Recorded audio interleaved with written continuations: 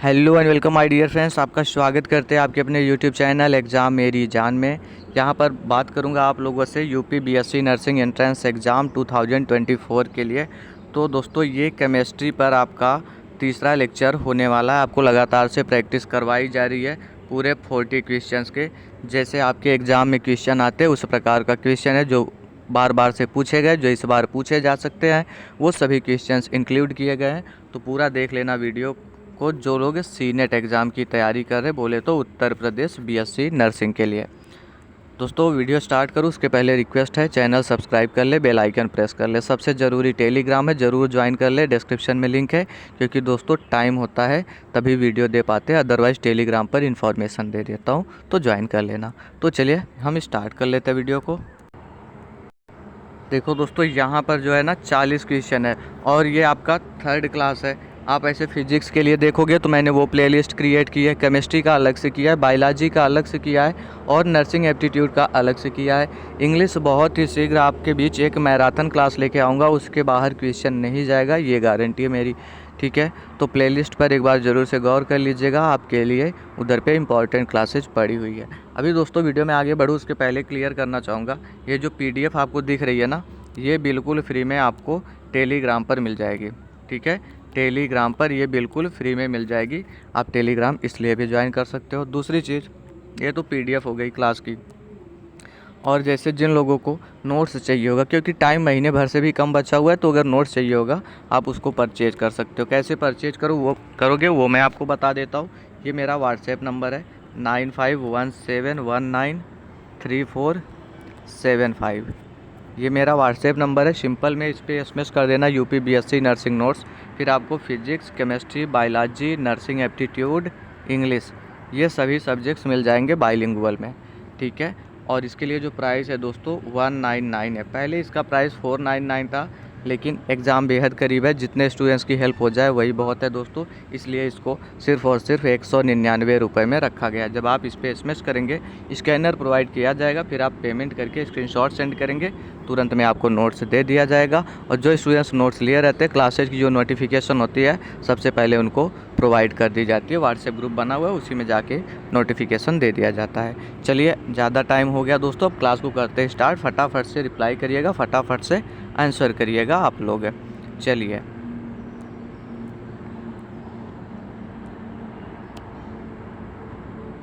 पहला क्वेश्चन है, 1 सेकेंड। पहला क्वेश्चन है, निम्न में से कार्बनिक यौगिक है। Which of the following is an organic compound? CO2, CH2, CH4, SO2। इसमें आपको बताना है। हमको पता है कुछ लोग कंफ्यूज हो रहे हैं, कुछ लोग सही आंसर कर रहे हैं। ज़्यादातर लोग CH4 के साथ जा रहे होंगे, तो ठीक है, आंसर तो आपका सही हो जाएगा। CH4 राइट आंसर है दोस्तों। लेकिन सिर्फ इतने से काम नहीं बनेगा, थोड़ा और समझिए ऑर्गेनिक कंपाउंड के बारे में। क्या होते हैं ऑर्गेनिक कंपाउंड? तो देखिए, molecules that are made up of carbon, और कैसे बॉन्ड से जुड़े होते हैं? कोवैलेंटली, कोवैलेंट बॉन्ड से जुड़े होते हैं, covalently bonded to the other atoms. और जो मोस्ट लाइकली हमारे एटम्स होते हैं जिससे कार्बन मेरा जुड़ा होता है कोवैलेंट बॉन्ड के थ्रू, वो हाइड्रोजन होता है, ऑक्सीजन होता है और नाइट्रोजन हो जाता है। ठीक है, ये बात अगर समझ में आ गई। और कोवैलेंट बॉन्ड अगर आपको समझ में आता है, जो कोवैलेंट बॉन्ड होता है किससे बनते हैं? शेयरिंग ऑफ इलेक्ट्रॉन्स, इलेक्ट्रॉन के शेयर करने से बनते हैं। अगर मैं बात कर लूँ यहाँ पर कौन सा बॉन्ड है, तो यहाँ पर अभी जैसे मैंने बोला मोस्ट लाइकली जो एटम्स थे वो हाइड्रोजन था, ऑक्सीजन था, नाइट्रोजन था। यहाँ पर भी तो ऑक्सीजन है, लेकिन आप यहाँ देख पाएंगे पोलर कोवैलेंट बॉन्ड जनरेट होता है, यहाँ पे बनता है। CH2 की मैं बात करूँ तो नॉन पोलर कोवैलेंट बॉन्ड बनता है, और इधर जो बनता है दोस्तों ये मेरा ऑर्गेनिक कंपाउंड हो जाता है। राइट ऑप्शन हमारा CH4 है। अगले क्वेश्चन पर बढ़ते हैं। प्रेशर कुकर में खाना जल्दी पक जाता है क्योंकि जल का क्वथनांक बढ़ जाता है, जल का क्वथनांक कम हो जाता है, दाब स्थिर रहता है, कोई पदार्थ बाहर नहीं निकल पाता। अभी कुछ लोग बोलेंगे बिल्कुल बेसिक सा क्वेश्चन करा रहे हो। अब दोस्तों ये तो आपके एग्ज़ाम का ही पूछा हुआ क्वेश्चन है, मैं खुद से नहीं दे रहा हूँ। ठीक है, और ऐसे ही क्वेश्चन आएंगे। आज पहली बार मैं ABVMU का वीडियो नहीं दे रहा हूँ, लगातार से 3-4 सालों से दोस्तों लगे हुए ABVMU में, सब कुछ पता है कैसा इनका एग्ज़ाम आता है। बिल्कुल ईजी आएगा, जितना आप उम्मीद कर रहे हैं उससे भी घटिया पेपर होता है, और आपका स्कोर अच्छा होगा अगर बेसिक किए रहेंगे और एडवांस पढ़ने में जाएंगे, वहाँ पर प्रॉब्लम क्रिएट होगी। ठीक है, इंग्लिश वाले देख लेंगे अपना। अब एक ही लैंग्वेज में करके बताऊंगा, दोनों करूंगा तो टाइम मेरा ज़्यादा जाएगा, ठीक है। फ़िलहाल में देख लेते हैं। Food gets cooked quickly in the pressure cooker because the boiling point of water increases, the boiling point of water decreases, pressure remains constant, no substance can come out. बताना आपको। तो देखिए इसमें क्या होता है ना, जल का क्वथनांक जो होता है, जो आपका बॉइलिंग पॉइंट ऑफ वाटर होता है, वो इंक्रीज हो जाता है, ठीक है। और बॉइलिंग पॉइंट होता क्या है, the temperature at which a liquid starts to boil, वह तापमान जिस पर कोई लिक्विड, बोले तो द्रव, बॉयल करना, उबलना स्टार्ट कर देता है, उसी को हम बॉइलिंग पॉइंट कहते हैं। क्वथनांक बढ़ जाता है। इस केस में ए ऑप्शन मेरा ठीक है। निम्न पदार्थ ऊर्ध्वपातज है, सल्फर, नौशादर, बर्फ, कोयला। The following substances sublimate. आपको बताना सब्लिमेट यहाँ पर कौन सा पदार्थ होगा, कौन सा मैटर होगा, वो बताना आपको। सल्फ़र, नौशादर, आइस, कोल, ऐसा दिया हुआ है ऑप्शन में। फटाफट से आंसर करें सभी लोग। तो सभी को पता होगा जिसको कि नौशादर बोला जा रहा है, वो हमारा ठीक आंसर है, ठीक है। नौशादर बी ऑप्शन मेरा ठीक आंसर है। लेकिन इसके पहले आपको सब्लिमेशन क्या होता है वो तो पता होना चाहिए ना सब। अब ज़रूरी नहीं कि हमेशा आपसे एग्जांपल पूछ लिया जाए, आपसे तो डायरेक्ट ये भी पूछा जा सकता है कि सब्लिमेशन आखिर में होता क्या है। तो देखिए, conversion of a substance from the solid to the gases without its becoming liquid. कोई भी सॉलिड है वो डायरेक्ट जब गैस में कन्वर्ट हो जाता है, सॉलिड से गैस में कन्वर्ट हो जाएगा, लेकिन लिक्विड नहीं बनता है, तो ऐसे को हम ऊर्ध्वपातज बोल देते हैं या सब्लिमेट बोल देते हैं। और प्रक्रिया जो होती है सब्लिमेशन कहलाती है। बी ऑप्शन मेरा ठीक है, नौशादर। अगले क्वेश्चन पे आते हैं। अंतरा अणुक बल नगण्य होता है, ठोस में, द्रव में, गैस में, इन सभी में। Intermolecular force is negligible. आपको बताना किस में होता है, in solid, in liquid, in gas, किस में होता है, वो चीज़ आपको बतानी है दोस्तों। चलिए तो देखिए, पहली चीज़ आपको अगर ये पता होगा ना इंटरमॉलिक्यूलर फोर्स होते क्या आखिर में, तभी बता पाओगे। तो देखो, जब एक ही अणु के परमाणु के बीच लगने वाले बल को, जो एक ही अणु के बीच, ठीक है, एक ही अणु के परमाणुओं के बीच जो लगता है, अब देखो दोस्तों हिंदी इंग्लिश में प्रॉब्लम हो रही है, एटम्स के बीच जो फोर्स लगता है उसी को हम क्या बोल देते हैं, उसको हम इंट्रामॉलिक्यूलर बोलेंगे। और हमको बताना क्या था, सॉरी इंटरमॉलिक्यूलर मुझे बताना था। तो जो पड़ोसी कण होते हैं ना, कोई भी हमारा हो गया सॉलिड होते हैं और आपके लिक्विड गैसेज होते हैं, इन सब में परमाणु, अणु या आयन, एटम, मॉलिक्यूल्स और आयन्स के बीच जो भी फोर्स लगता है, वो चाहे तो आपका आकर्षण बल हो, प्रतिकर्षण बल हो, कोई भी हो, उन्हीं को हम क्या बोल देते हैं, इंटरमॉलिक्यूलर फोर्सेज बोल देते हैं। और जब एक ही अणु में होता हो ऐसा, जब एक ही अणु के परमाणुओं में होता है तो उसको हम क्या बोल देते हैं, इंट्रामॉलिक्यूलर फोर्सेज, जिसको कि इंट्रामॉलिक्यूलर ही समझिए, मुझको इसकी हिंदी नहीं आती, ठीक है। अब देखिएगा किस में पूछ रहे सबसे कम होगा। तो देखो ठोस जो है ये टाइटली उसमें बाइंडिंग होती है, मतलब टाइटली फिक्स्ड रहते हैं, इसमें तो होने से रहा, द्रव में भी होने से रहा। लेकिन गैस में जो होता है ना अंतरा अणुक बल, जिसको इंट्रामॉलिक्यूलर फोर्सेज बोलते हो, उसमें बहुत लंबा लंबा सा स्पेस होता है, ज़्यादा स्पेस होता है और वो ना के बराबर ही होते हैं। तो मेरा जो राइट ऑप्शन है वो हो जाएगा गैस, या सी ऑप्शन मेरा ठीक आंसर है। ठोस अवस्था में अणुओं की गतिज ऊर्जा होती है। आपको बताना है काइनेटिक एनर्जी क्या होती है। The kinetic energy of molecules in solid state is. बताना है किससे अधिक किससे कम होती है। तो पता होगा जो सॉलिड होती है, काइनेटिक एनर्जी सबसे ज़्यादा गैसेज में होती है। गैसेज देखा होगा आपने, बहुत तेज़ी से फैल जाती है, सबसे तेज़ी से फैलती है मैटर्स में। और उसके बाद गैस के बाद अगर मैं बात करूँ तो लिक्विड जो है ये भी तेज़ी से फैलता है, और सॉलिड जो है इसकी काइनेटिक एनर्जी कम होती है इन सभी में। तो राइट ऑप्शन देखिएगा, जो राइट ऑप्शन है वो ये वाला हो जाएगा, द्रव के अणुओं से कम होती है। सॉलिड का पूछा था तो बोल रहे द्रव लिक्विड के अणुओं से कम होती है। इंग्लिश में देखेंगे ज़्यादा समझ में आएगा, लिक्विड लेस देन मॉलिक्यूल्स। समझ में आ गया आपको, लिक्विड के अणुओं से कम गतिज ऊर्जा किसकी हो जाती है, सॉलिड की, बोले तो ठोस की। डी ऑप्शन ठीक आंसर है। बढ़ते अपने अगले क्वेश्चन पर। जिस ताप पर द्रव का वाष्प दाब वायुमंडलीय दाब के बराबर हो जाता है उस ताप को कहते हैं गलनांक, हिमांक, क्वथनांक, क्रांतिक ताप। क्या कहते हैं वो चीज़ आपको बतानी है क्वेश्चन नंबर 6 में। चलिए बताइएगा। तो देखो सब चीज़ें समझिएगा। इसको क्या बोल देते हैं हम लोग? क्वथनांक बोल देते हैं। इसको हम लोग क्वथनांक या बॉइलिंग पॉइंट बोल देते हैं। ठीक है, क्वथनांक या बॉइलिंग पॉइंट बोलते हैं जब द्रव का वाष्प दाब जो होता है वो वायुमंडलीय दाब के बराबर हो जाता है। जो लिक्विड का प्रेशर होता है जब वो एटमॉस्फेरिक प्रेशर के बराबर होता है तो हम उसको बॉइलिंग पॉइंट बोल देते हैं। लेकिन अब ज़रूरी नहीं कि हमेशा वो चीज़ पूछी जाए। यहाँ तो आपने टिक कर लिया कि सी ऑप्शन ठीक है, लेकिन पेपर इतना ईजी आता है ना, इतना ईजी आता है कि उस डायरेक्ट आपसे पूछ सकता है कि मेल्टिंग पॉइंट आखिर में क्या होती है, गलनांक क्या होता है। तो देखिए, temperature at which it changes is it state from solid to liquid. जब सॉलिड लिक्विड में कन्वर्ट होने लगता है तो उसको हम क्या बोल देते हैं? मेल्टिंग पॉइंट बोल देते हैं। और फ्रीजिंग पॉइंट क्या होता है? जब लिक्विड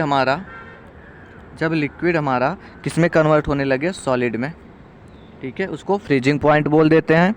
हिमांक, ठीक है। क्वथनांक मैंने आपको बता ही दिया। एक बचता है क्रिटिकल टेम्परेचर। क्या होता है? The highest temperature at which the substance can exist as a liquid. मतलब क्या हुआ?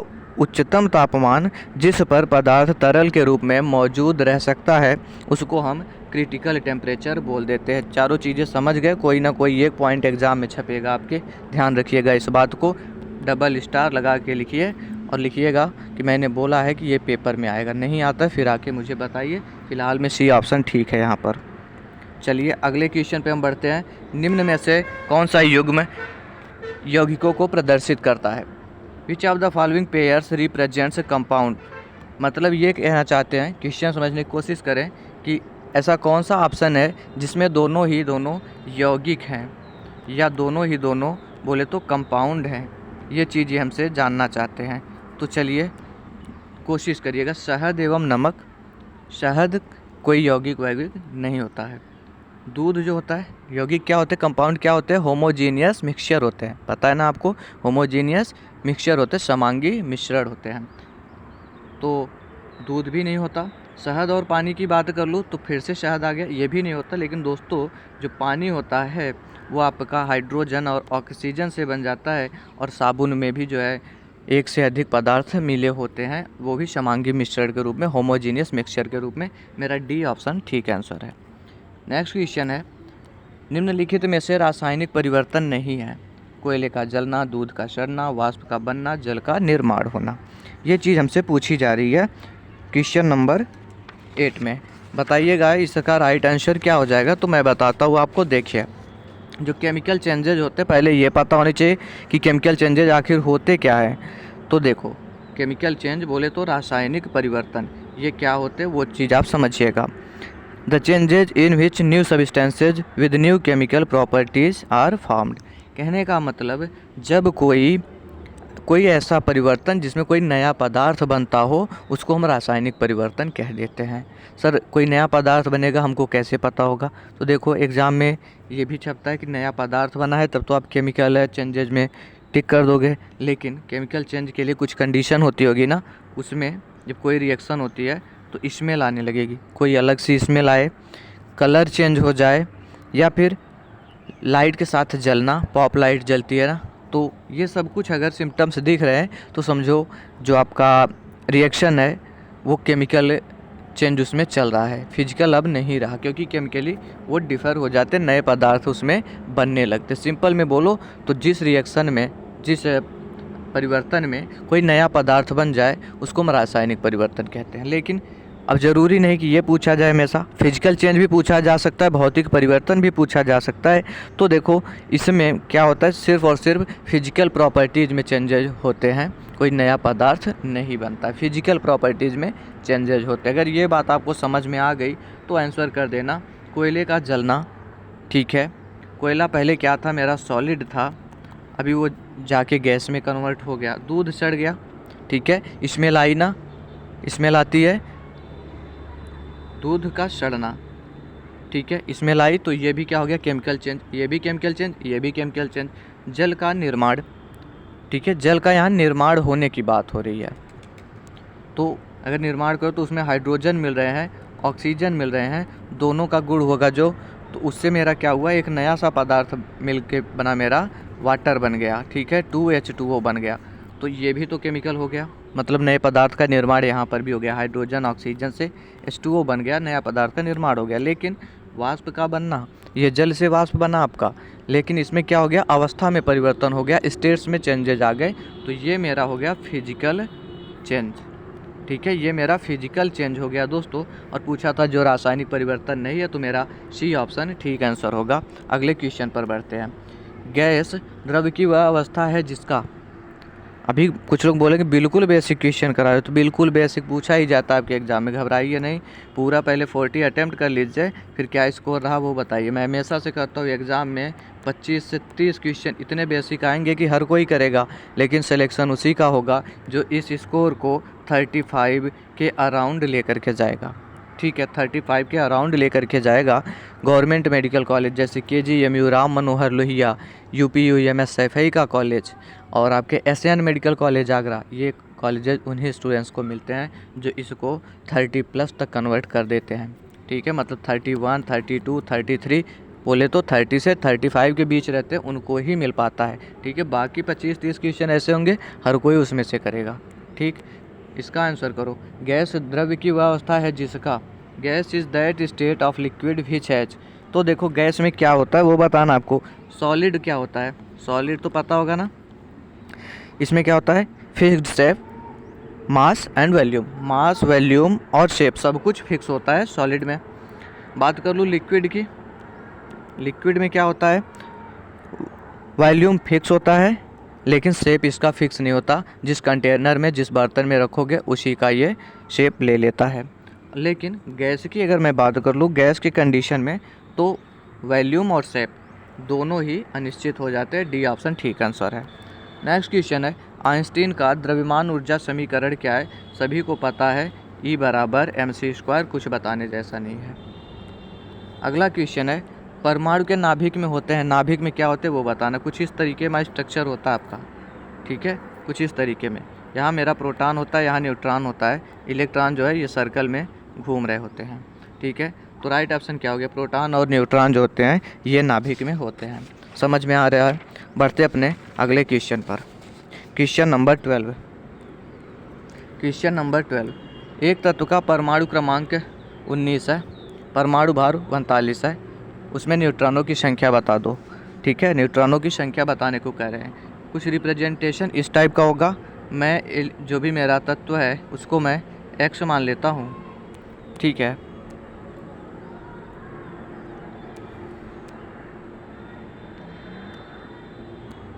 जो मेरा एलिमेंट है उसको मैं x मान लेता हूँ, तो उसका रिप्रेजेंटेशन कुछ इस प्रकार का होगा। ठीक, ऐसे ही होता है ना, लेकिन अभी नया ट्रेंड चला है। अभी वैसे नहीं बताऊंगा तो आप लोग बोलोगे कि केमिस्ट्री थोड़ी सी नई पढ़ लिया करो, ऐसे लिखा जाता है। तो देखो न्यूट्रॉन की संख्या कैसे निकलती है, जब एटॉमिक मास में से एटॉमिक नंबर हम हटाते हैं, atomic mass minus atomic number, तो मेरा न्यूट्रॉन निकल के आ जाता है।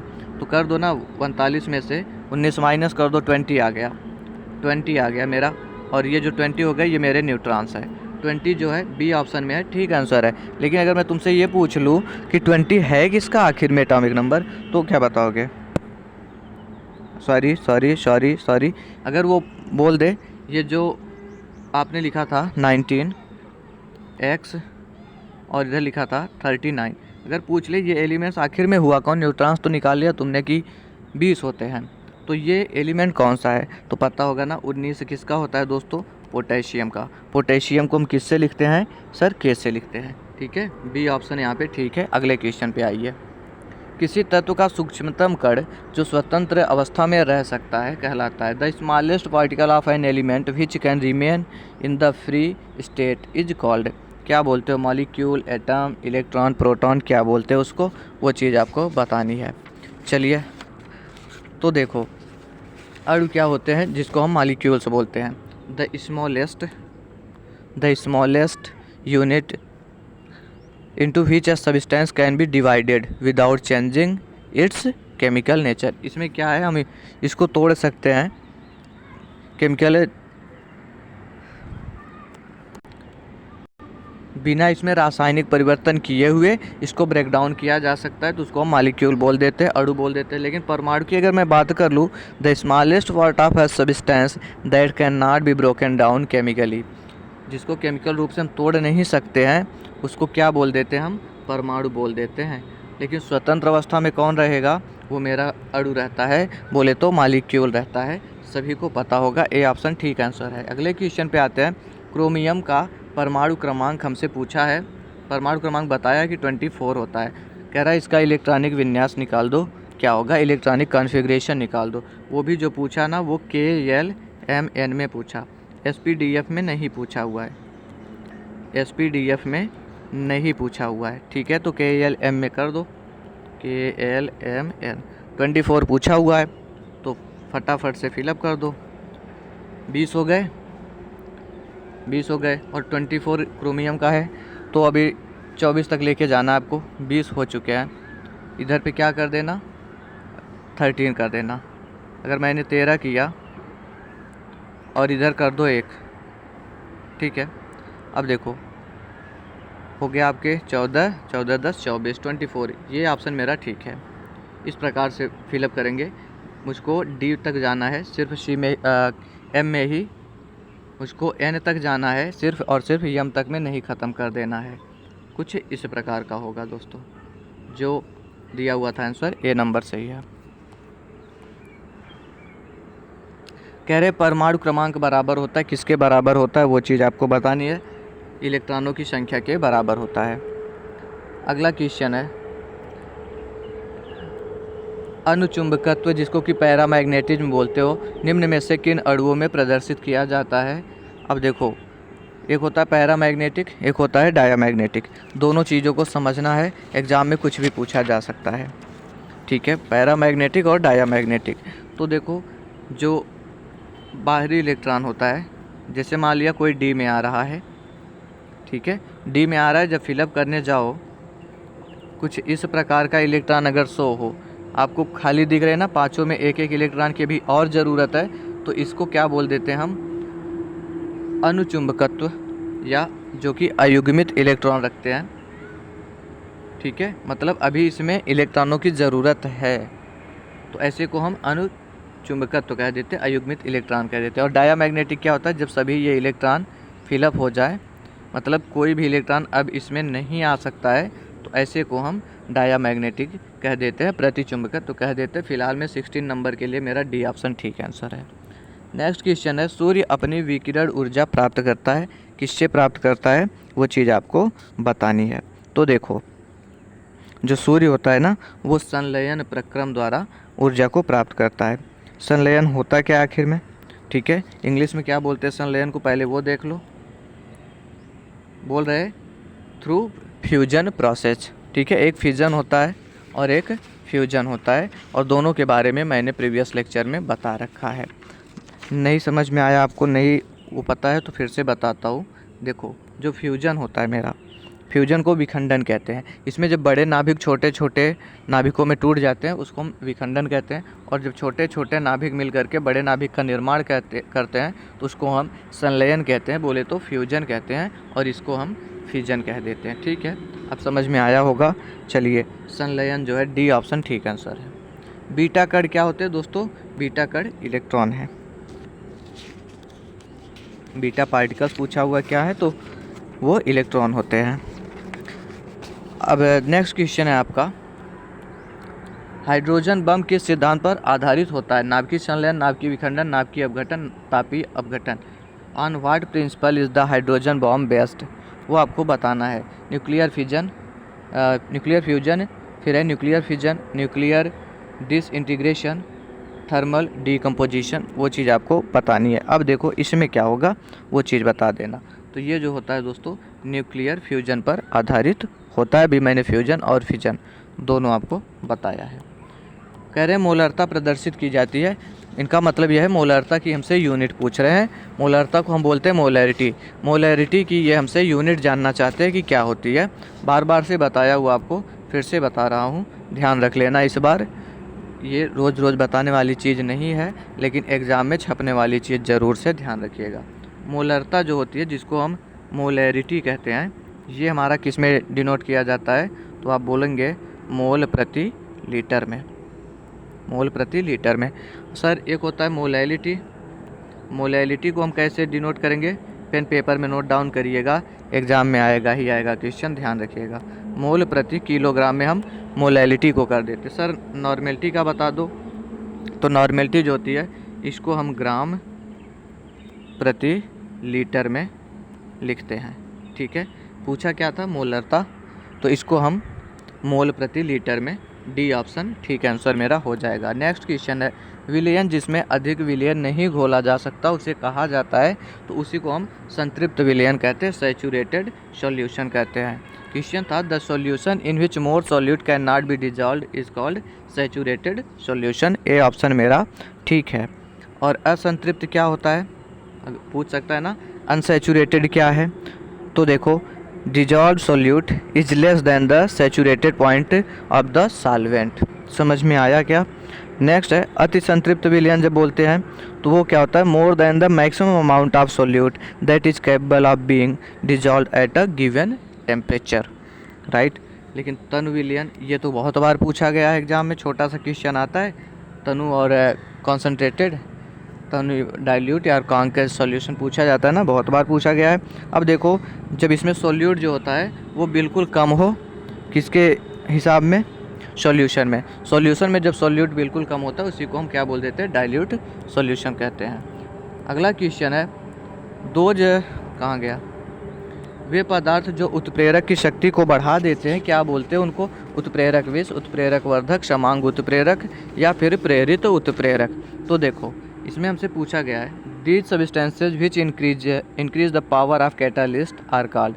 तो पहले तुमको ये तो पता होना चाहिए कैटालिस्ट क्या होते हैं, उत्प्रेरक होते क्या आखिर में? तो a substance that change the rate of a chemical reaction but is itself unchange at the end of process. कहने का मतलब जो रासायनिक अभिक्रिया की गति को बढ़ा देते हैं, चेंज कर देते हैं केमिकल रिएक्शंस को, लेकिन वो खुद प्रक्रिया में भाग नहीं लेते, उनको हम कैटालिस्ट बोल देते हैं, उत्प्रेरक कह देते हैं। इनको जितना शुरू में लगाया था रिएक्शन शुरू होने से पहले, उतना बाद में भी बचा हुआ है, इसी को हम कैटालिस्ट कह देते हैं। और जो कैटालिस्ट की, उत्प्रेरक की शक्ति को बढ़ा दे, उनको हम प्रमोटर कहते हैं, उत्प्रेरक वर्धक कहते हैं। लास्ट 23rd नंबर का क्वेश्चन है, सहसंयोजी यौगिकों की तुलना में वैद्युत संयोजी यौगिकों के सामान्यता होते हैं।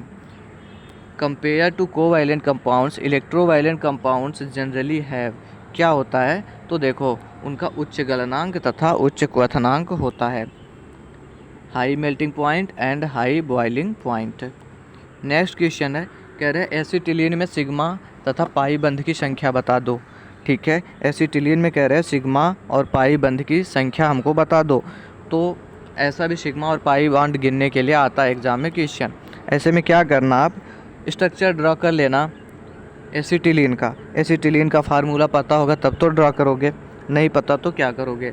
सर एसिटिलीन का होता है C2H2, जहाँ तक मुझे पता है C2H2 होता है। तो चलो ड्रॉ करके देखते हैं। C2H2 कह रहे हैं तो 2C लिख लेते हैं, H से इसको अटैच कर देते हैं सिंगल बॉन्ड से। इसकी वैलेंसी 4 होती है कार्बन की, तो यहाँ से ट्रिपल बॉन्ड कर दो, शेयरिंग हो जाएगी इलेक्ट्रॉन्स की, बराबर हो गया सभी। ठीक है, अभी किसी पर कोई चार्ज वार्ज बचा नहीं है, सब कुछ बिल्कुल ठीक है। अब इसमें क्या करना, सिग्मा और पाई बॉन्ड गिन लेना। सिंगल बॉन्ड सिग्मा होती है हमेशा, सिंगल बॉन्ड सिग्मा हो गई। अब दोस्तों डबल बॉन्ड जो होता है उसमें एक सिग्मा एक पाई होता है, लेकिन जो ट्रिपल बॉन्ड होता है उसमें एक सिग्मा होते हैं और 2 पाई बॉन्ड हो जाते हैं। ठीक है, तो कितना सिग्मा आ गया मेरा? 1 2 3 सिग्मा और पाई आ गया 2 पाई बॉन्ड। जिस ऑप्शन में दिख रहा है उसको टिक कर दो। सी ऑप्शन में दिख रहा है मेरा, सी ऑप्शन को मैंने टिक कर दिया, 3 सिग्मा 2 पाई बॉन्ड। ठीक है, नेक्स्ट क्वेश्चन पे बढ़ जाऊँ। कह रहे Na2SO4 में एस की, सल्फ़र की ऑक्सीकरण संख्या बता दो, ऐसा हमसे पूछ रहे हैं। तो चलिए ऑक्सीकरण संख्या निकालना हमने आपको प्रीवियस लेक्चर में बताया है, फिर से कर लेता हूँ। Na2SO4 से कह रहे हैं हमको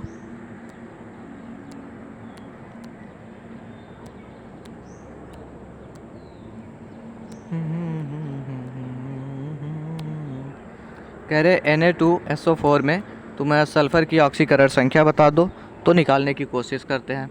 या ये दिया हुआ है तो देखिए 2 लिख लेते पहले। N का मुझे पता है +1 होता है, +1 लिख लिया मैंने। S का निकालना है तो उसको X रखते हैं। 4 बार ऑक्सीजन है, 4 लिखा, और ऑक्सीजन का -2 होता है, बराबर 0 के रख दो। सॉल्व कर लो तो 2 आ गया, प्लस में X आ गया, प्लस में नहीं, अभी यहाँ हो जाएगा तुम्हारा माइनस। ठीक है, ये होना ही होना है।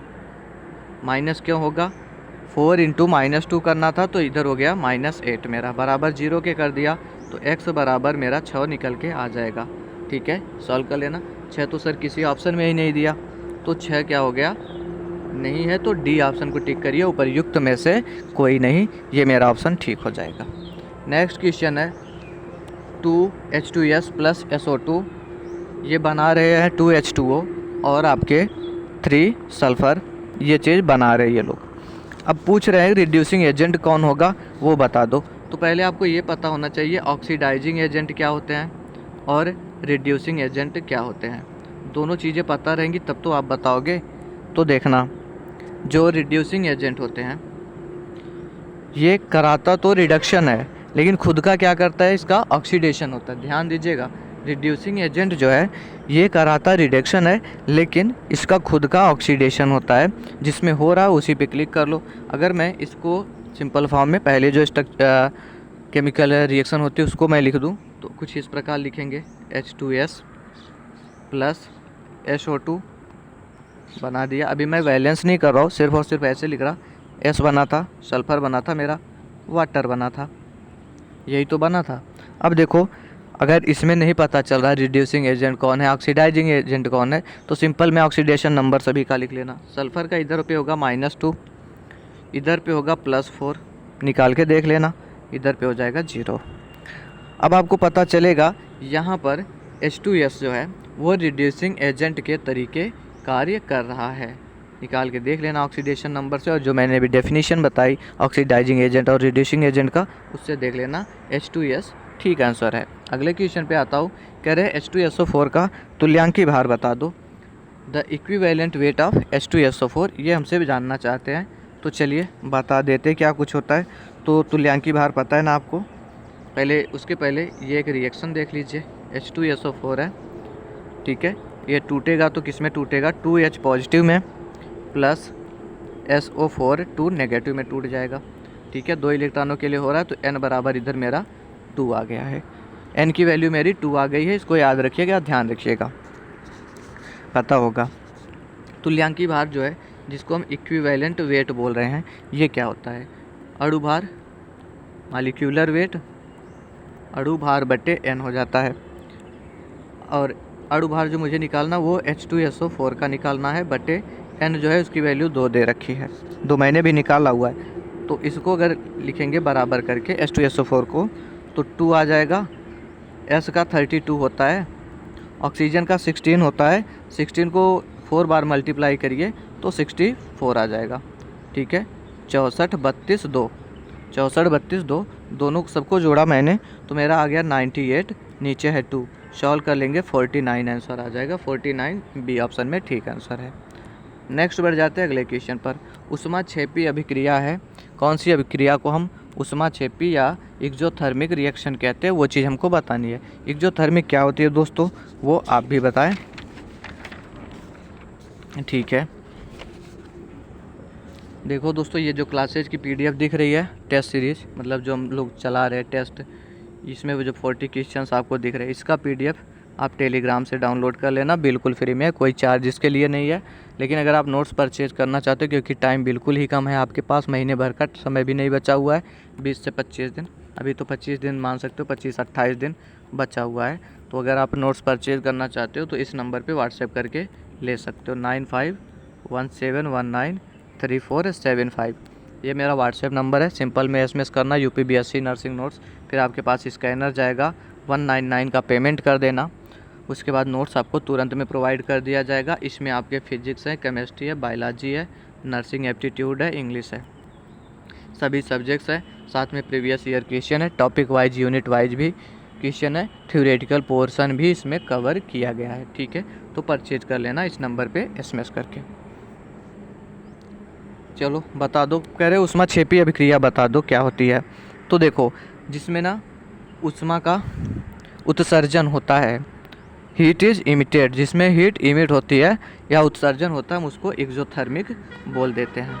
और जिसमें ऊर्जा का अवशोषण होता है, सॉरी ऊष्मा का अवशोषण होता है, उसको हम एंडोथर्मिक बोल देते हैं। दोनों चीज़ें क्लियर हैं? ठीक है, डी ऑप्शन पे टिक करके आगे बढ़ते हैं। कह रहे हैं कौन सी अभिक्रिया घटित नहीं हो सकती। मैंने बोला था ना हर बार आता है पेपर में, फिर से आएगा रिएक्टिविटी सीरीज से, वहाँ गलत नहीं करके आना आपको, क्योंकि ये चीज़ें तो मैं स्टार्टिंग से बता रहा हूँ, तो गलत करने के लिए आपको नहीं बता रहा हूँ, एग्ज़ाम में सही करके आओ, इसलिए रोज़ रोज़ बता रहा हूँ। अगर आपको अभी तक रिएक्टिविटी सीरीज नहीं याद हुई तो समझिए आप जान रहे हैं, आपको पता है 1 नंबर आना है, फिर भी आप गलती कर रहे हैं और 1 नंबर आपका एग्ज़ाम में कटने वाला है। ये लिख लीजिए मेरी तरफ से, या तो रिएक्टिविटी सीरीज तुरंत में, अभी मैं लिखाऊंगा, आज भी आपको यही फ़ोन पे लिखाऊंगा, उसको नोट डाउन कर लेना, 1 नंबर पक्के आपके एग्ज़ाम में हो जाएंगे।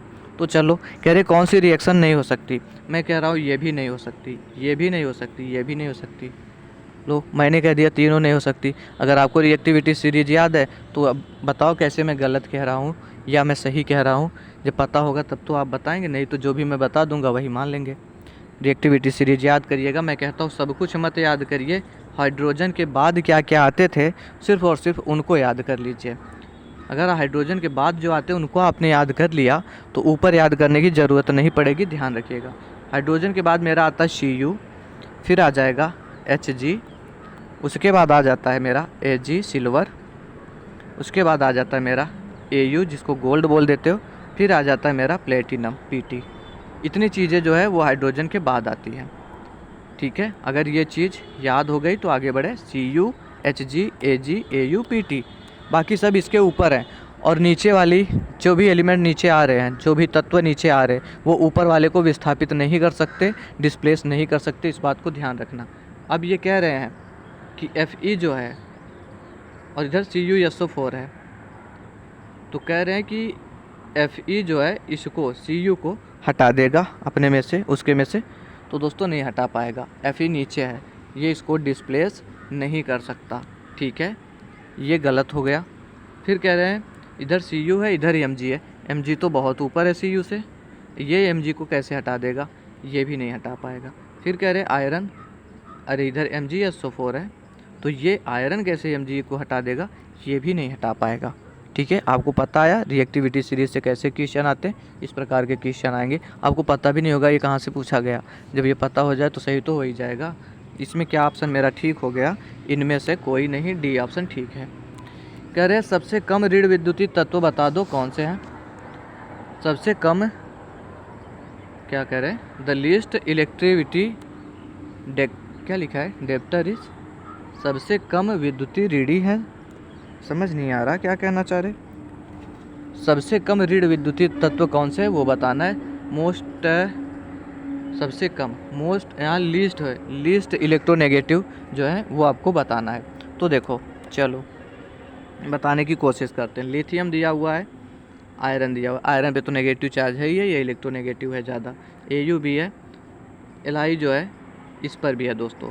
सोडियम जो है, क्योंकि नीचे जब जाते हो देखो लिथियम और सोडियम एक में ही आ रहे हैं ना, एक ही ग्रुप में। मैंने क्या बोला, ग्रुप में नीचे जाओ, ग्रुप में नीचे जाते हो तो निगेटिविटी क्या होती है, घटती जाती है। ठीक है, निगेटिविटी घटती जाएगी। सोडियम लिथियम ज़्यादा निगेटिव, सोडियम कम निगेटिव है। और सोडियम पे वैसे भी पता आपको Na पॉजिटिव चार्ज रहता है। राइट ऑप्शन मेरा हो जाएगा कि सोडियम जो है वो सबसे कम इलेक्ट्रोनेगेटिव है इस दिए हुए ऑप्शंस में। अगले क्वेश्चन पे आते हैं, निस्तापन क्या है जिसको बोलते हैं, कुछ गलत लिखा हुआ है। निस्तापन वायु की नियंत्रित मात्रा इसमें होती है, वायु की नियंत्रित मात्रा अथवा अनुपस्थिति में एयर को ओर को जब गर्म करते हो उसी को हम निस्तापन कह देते हैं।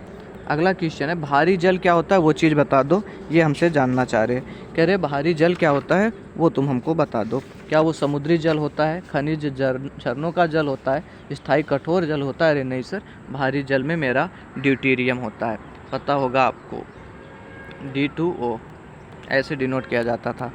तो O2 व ड्यूटेरियम का यौगिक जो होता है, मैंने वही बताया ना, ड्यूटेरियम भी होता है, D2 लिखा मैंने फिर O लिख दिया। ऐसा लिखा हुआ था। तो ड्यूटेरियम व O2 का जो यौगिक होता है उसी को हम भारी जल बोल देते हैं, हैवी वाटर कह देते हैं। कह रहे हैं निम्न में से कौन सा विद्युत का अच्छा चालक होगा।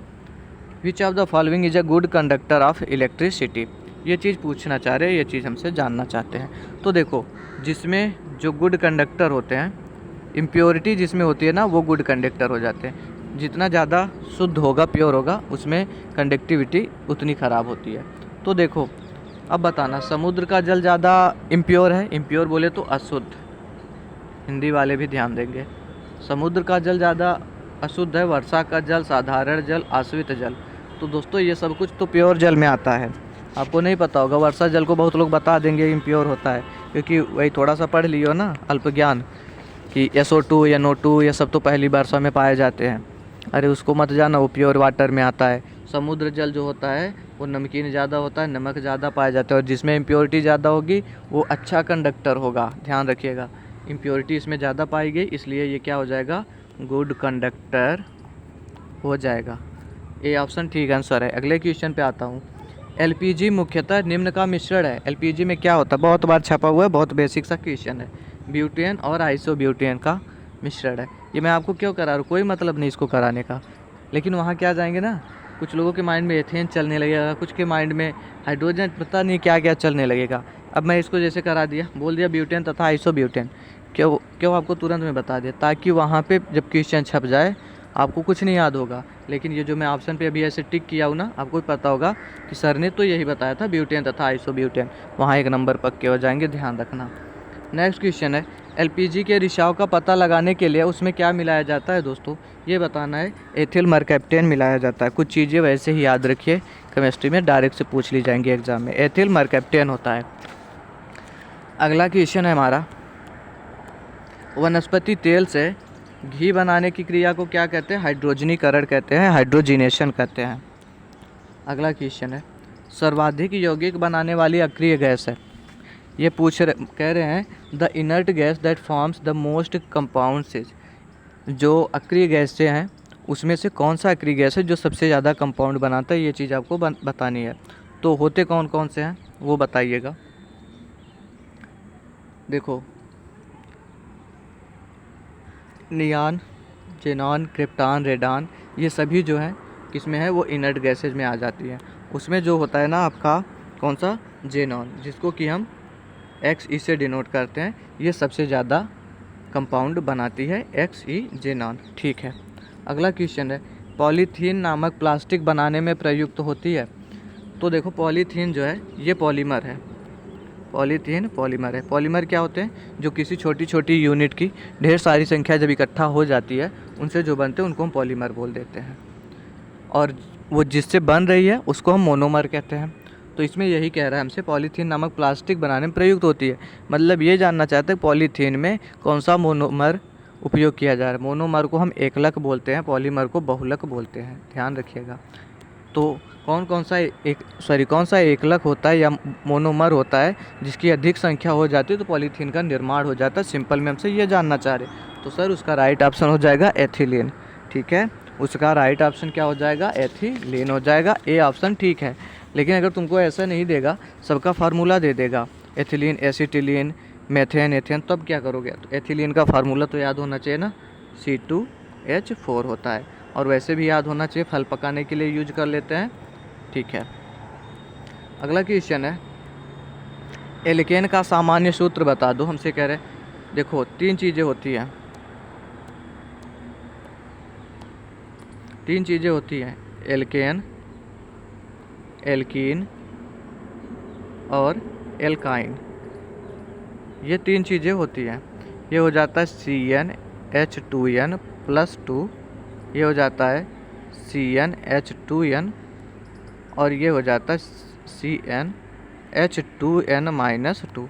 ठीक है, सबको याद कर लेना। और एल्केन का पूछा था CnH2n+2, ठीक आंसर है। आज का दोस्तों आखिरी क्वेश्चन आपके सामने है।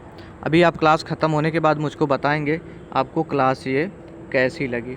ठीक है, आपको क्लास कैसी लगी वो बताएंगे। साथ में दोस्तों एक और बार आपको बताना चाहूँगा, ये जो PDF आपको दिख रही है इसको आप टेलीग्राम से डाउनलोड कर सकते हो बिल्कुल फ्री में, कोई चार्ज नहीं देना है। टेलीग्राम का लिंक डिस्क्रिप्शन में, उसको आप सर्च करके नहीं आ सकते, प्राइवेसी के चलते प्राइवेट कर रखा गया है। ठीक है, ये तो हो गई ये इस PDF की। लेकिन आपके पास टाइम जो है मुश्किल से 25 दिन का बचा हुआ है। अगर आप इसमें एक अच्छे स्ट्रेटजी में तैयारी नहीं करेंगे दोस्तों, तो शायद आपका सपना गवर्नमेंट मेडिकल कॉलेज में जाने का वो सपना ही रह जाए। तो ऐसे में क्या करिएगा, मैंने एक नोट्स क्रिएट किया हुआ है, उसको परचेज कर लेना। उसमें सभी subjects topic wise, unit wise cover किए गए हैं, साथ में प्रीवियस ईयर क्वेश्चन और यूनिट वाइज क्वेश्चन भी दिए गए हैं। अभी देखो ये नंबर है 9517193475। इसमें सिंपल में SMS कर देना, लिख देना UP BSc नर्सिंग नोट्स। आपके पास एक स्कैनर जाएगा, उसके बाद आपको 199 का पेमेंट करना होगा, जिसके बाद आपको तुरंत में नोट्स प्रोवाइड कर दिया जाएगा। और टेलीग्राम से तो आप वैसे भी PDF ले ही रहे हो। और जो क्लासेज होती हैं, जो लोग नोट्स परचेज किए होते हैं, उनका अलग से WhatsApp ग्रुप है, वहाँ पर इन्फॉर्मेशन प्रोवाइड कर दी जाती है, तो आपको भी क्लासेज की इन्फॉर्मेशन पहुँच जाएगी। ये 199 में हम आपको physics, chemistry, biology, nursing aptitude और इंग्लिश, ये सभी सब्जेक्ट्स बाइलिंगुअल दे रहे, प्रीवियस ईयर क्वेश्चन और आपका प्रैक्टिस सेट भी इधर दे ही रहे हैं। ठीक, बातों को समझ पाए हो तो कोई बात नहीं। चलिए, एल्कोहल श्रेणी का क्रियात्मक समूह क्या है, कह रहे हैं वो चीज़ बता दो तुम। एल्कोहल श्रेणी का, एल्कोहल कैटेगरी का। तो देखो ये क्या होता है सर, इसको तो हम ऐसे भी लिखते हैं ना, ROR-, ऐसे भी लिख देते हैं। सर ये मेरा क्या है, यहाँ R1 कर लूँ, यहाँ R2 कर लूँ, अच्छा लगेगा। इसको हम ईथर्स कहते हैं, ये ईथर का ग्रुप हो गया। और सर ये जो है मेरा OH, ये मेरा एल्कोहल का ग्रुप हो गया। सॉरी, ये मेरा एल्कोहल का ग्रुप हो गया। एल्कोहल का जब हम IUPAC निकालने जाते हैं, आखिर में हम ऑल वर्ड यूज करते हैं। क्या? ऑल वर्ड यूज करते हैं। मिथेनॉल, एथेनॉल, प्रोपेनॉल, पता है ना। और ये जो CHO है सर, ये क्या होता है, ये मेरा एल्डिहाइड ग्रुप्स है। ठीक है, एल्डिहाइड्स ग्रुप है। और जब इसका हम IUPAC करने जाते हैं तो हम अल वर्ड यूज करते हैं, प्रोपेनल, ब्यूटेनल, मेथेनल, इथेनल, ऐसा। ठीक, अब देखो ये जो COOH है, ये क्या होता है सर, COOH ये कार्बोक्सिलिक एसिड ग्रुप है।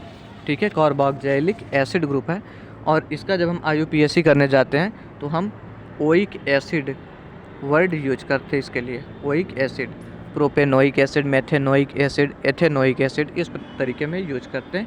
तो ये रहा। और अरे पूछा क्या था हमसे, एल्कोहल श्रेणी का क्रियात्मक ग्रुप, तो मैंने बताया वो OH हो जाता है। ठीक है, अगर दोस्तों वीडियो पसंद आई हो तो वीडियो को लाइक कर देना, छोटा सा फ्रेंड सर्कल में शेयर करना। वीडियो बहुत इंपॉर्टेंट ये सब रहती है, आप जो है प्रैक्टिस कर लेना। प्लेलिस्ट है, प्लेलिस्ट में फिजिक्स अलग से है, केमिस्ट्री है, बायोलॉजी है, नर्सिंग एप्टीट्यूड है, बाकी इंग्लिश एक मैराथन दूंगा, उसी से सभी क्वेश्चन होगा। बिल्कुल मत घबराइएगा, सब कुछ कवर कर देंगे एग्ज़ाम तक में। ठीक है, चैनल सब्सक्राइब करके रखें। ओके फ्रेंड्स, एक प्यारा सा कमेंट ज़रूर से करना वीडियो ख़त्म होने के बाद। Thanks for watching this video.